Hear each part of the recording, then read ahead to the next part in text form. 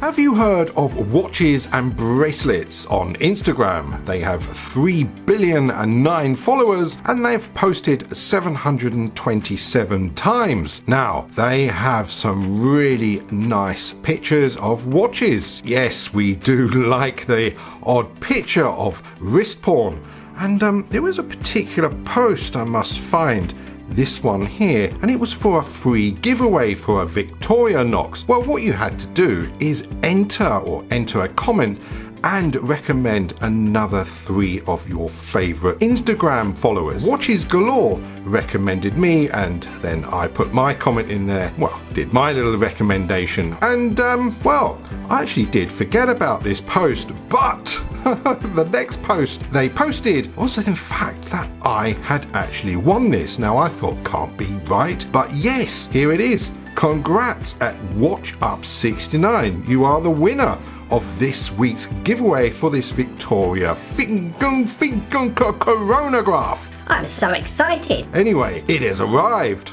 Customs fee to pay, VAT, a handling fee of £8, and a total of £26.60. This better be worth it. Ironically, I'm going to use my Leatherman to open this, and the reason why I have a Leatherman is because in the past the Victorinoxes have always failed me. So let's make sure I don't cut into the watch, and let's unbox this beauty. Well, this is jolly nice. I've got a little letter. Congrats on the win. Enjoy your new watch in good health. Well, thank you so much, watches and bracelets. That is very nice and kind. And I must say, this is I have genuinely won this watch. So it's not a freebie from Victorinox, and I'm paid and say how wonderful it is. I can be as honest as I like. But hey, let's just get into the box and see what it is before I go any further. So, what does that smell like? Nice and new. So we have a nice padded box in there. So let's give birth to this and slide it out. And it's a box within a box. And it has a little something hiding there. What do we have here? Instruction manual. Well, this is handy. Very thick. Really? Is it that much? Oh, hang on. 3-year international warranty. Nice. And some phone numbers. Quite handy. So where are you based then? Oh, you're based in Beale. I could visit you next time and see what your factory is like, and maybe see what the location is. Now, I'm not sure if I'm going to understand any of this, so I'm really hoping that you have put some, at least put some German in there. Ah, here we go. That looks familiar. It's in English. If you know me very well, then you know instruction manuals aren't my cup of sort of coffee. I want to know what's in here. Oh, how do you open it? It's hinged. It's got to be hinged. Oh, just like the photograph. Here it is. Well, let's get rid of all this mess and cardboard and get into this. Well, this is very impressive so far. Does it work?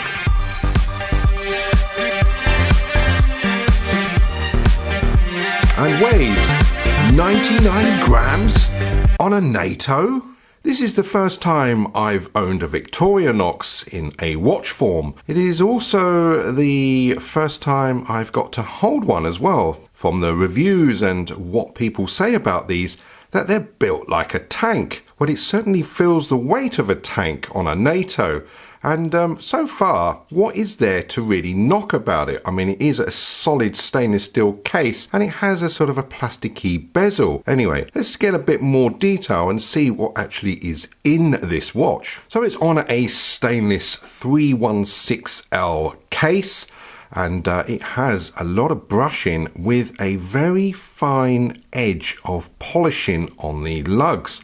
Now that's a nice detail. So on the right side we have the crown guard, which is very sort of square and machined like, and if you haven't noticed, it has the Victorinox logo on the crown. And the pushers are just very simple, round, sort of pushy things. Very sort of no fuss there. And I must say, that is a reasonable size crown. Keeps it very sort of simple, I guess. I never really understand crown protectors. And on this one here, the crown is actually taller than the actual protector. So I can understand it's taking a knot from here and this side. But what about from the top and from below? Is there any protection there? Or is it just to protect it from being pulled out? Anyway, it does look good though. So this slab side of the case is just brushed and it has very, I would say, quite short lugs, and it sort of edges off with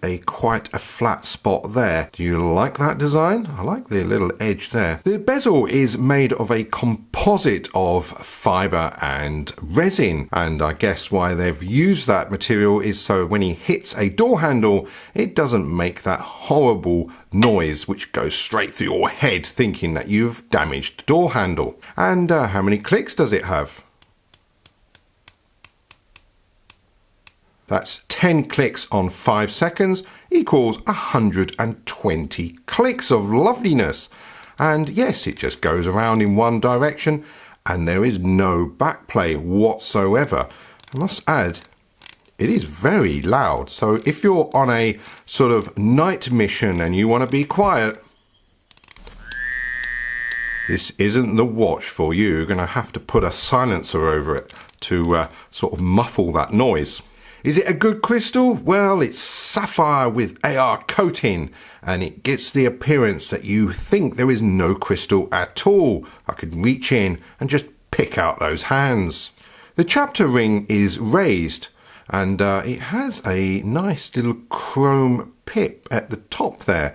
And these little dots here are actual lume. So let's have a lume shot. Well, using my UV lamp there, you can see the dots going all the way around. The hands are glowing lovely and the pip is there at the 60 mark. Now, I must be honest with you that after I unboxed it, I have worn it for a day and the lume is very long lasting. It does get faint towards the sort of early hours of the morning, but hey, it isn't a diver's watch, but the lume is there and it's not blue, it's green. Dial is silver coated in something. It sort of has the appearance that it's white, but no, it's definitely silver.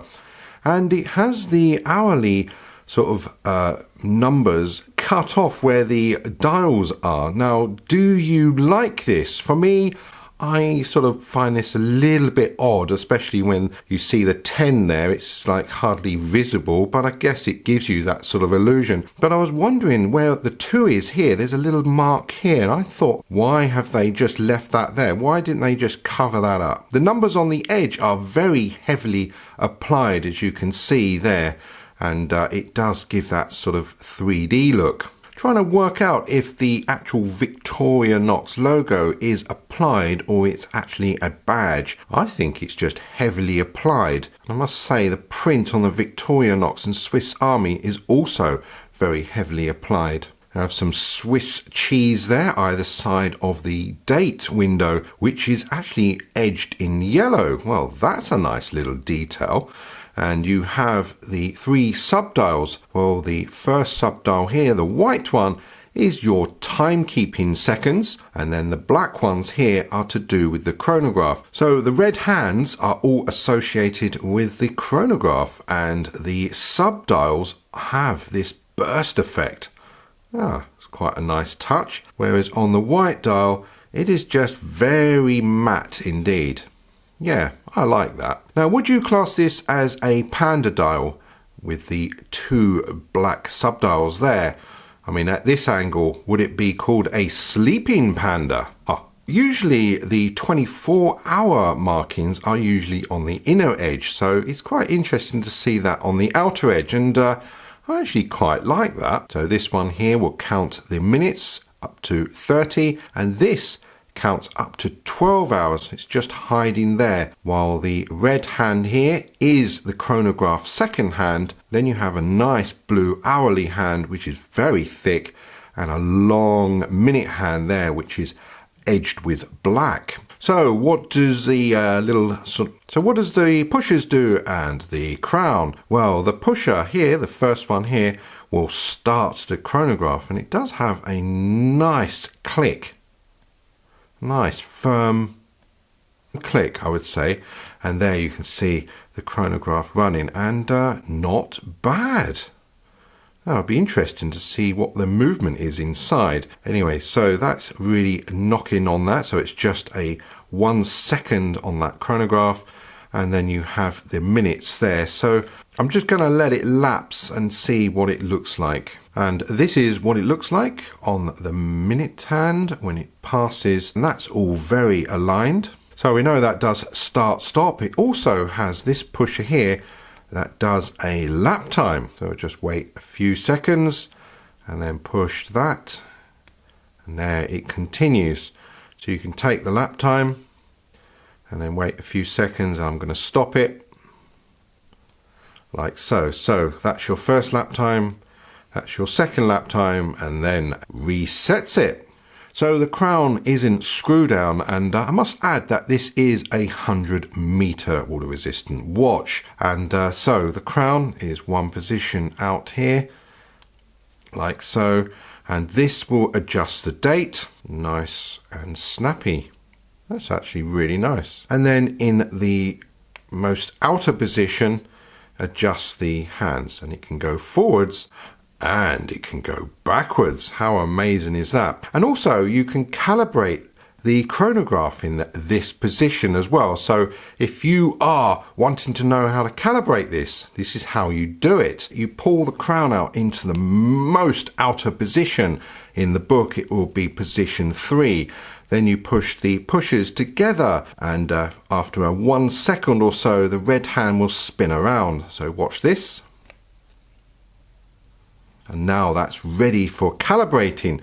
So by pushing the top pusher, I can adjust the second hand here with 1 click at a time, hold it down, and it will whiz around like so. So I want to get it onto the 12 o'clock, and then once that's adjusted, by pushing the bottom pusher, I can now adjust the 2 subdials at the bottom. This one here is now adjusting the hour. So if I do a long press, you can see that whizzing around. So I just want to get that on the 12 o'clock like so, and then by pressing the pusher at the bottom for the last time, I can now adjust the minutes. You can see that whizzing around like so. So very accurate indeed. So get that right on. There it is like so. And if I push again, I can go back to adjusting the seconds. So once you have everything lined up in that 12 o'clock position, then just push the crown in, and then that is calibrated. Lovely, isn't it? So the strap is sort of that seatbelt material, and yeah, it's pretty sort of standard, and it has that buckle with the Victorinox logo. There's nothing really much more to say about it. It is sort of imprinted there. I'm not a NATO lover, but I must say that this is very comfortable. Anyway, let's take this off, because I want to have a look at the back case. So this is a nice detail, a second drilled hole in the lug, so you can adjust the spring pin to suit the strap or the NATO you choose. Maybe it's also for the end links on bracelets. I must apologise that I haven't cleaned this watch, so it's still got some of my DNA on it. Anyway, let's just have a look at what's written on the back case. So it's got stainless steel, it's got sapphire crystal, a lot of sunburst going on as well. Swiss made, water resistant to 100 meters there, I told you. Victorinox with the logo there, and it's Swiss Army. There's also some numbers on the edge here. Now, whether this is the model number or the serial number, I'm not sure, but there's 2 of them. So if you're in the market, then maybe search these numbers to find this particular model of Victorinox. What I want to know is, what does that movement look like? Shall we have a look inside? Of course we will! So it's a gold movement, solid gold. Well, that would account for the weight. So, is it Swiss made? Very impressed. There's actually no plastic in there whatsoever. It's all metal on metal, and it looks like it's screwed straight to the actual case. It's a Ronda 5030 point D. It has a little arrow for a little something down there, which I don't know. I don't think I'm a bit too thick to fit in that hole. We have 13 lucky for you jewels, and the movement may be called the Swiss R9. And there, look at that, it's all in gold. I'm very impressed. There's actually no plastic whatsoever, and it's got even a Swiss Venata battery 399 type. The pusher, let's see the pusher work. Oh, hang on. That's kind of interesting. Hang on. That is separate. Then it must push on a piston. It does. How unusual. Does it do it on that side as well? Let's get focus. Oh, look. So it's pushing. That's me pushing it there. Nothing's happening. And when I push, it's pushing into a piston. Oh, unusual. Well, I like that. Now, that's attention to detail, isn't it? Yeah, I did have a little bit of custom charges, but hey, for 26 odd pounds, this is a very cheap watch to me. Yeah, I'm impressed. So I've just sent a nice thank you message to Watches and Bracelets for the watch they sent me, and on reply they said they also have another Instagram page and it's called Watch Trading Post. At the moment there is nothing on there, but I'm sure they'll be selling some watches. Now I'm following them, so I want to see what they're up to, but at the moment they did send me a really nice watch, and it was well packaged and it was delivered very quickly. Maybe you need to adjust the customs information to make it a little bit lower and mark it as a gift so that we don't have to pay the custom charges. But in this case, at £26, I'm very happy indeed. I'm okay, I can soak that up. Anyway, that is my very first review on a Victorinox. Do I recommend it? Well, so far I'm very impressed. I think you'll want to see some wrist shots, don't you? Anyway, as always, thanks for watching.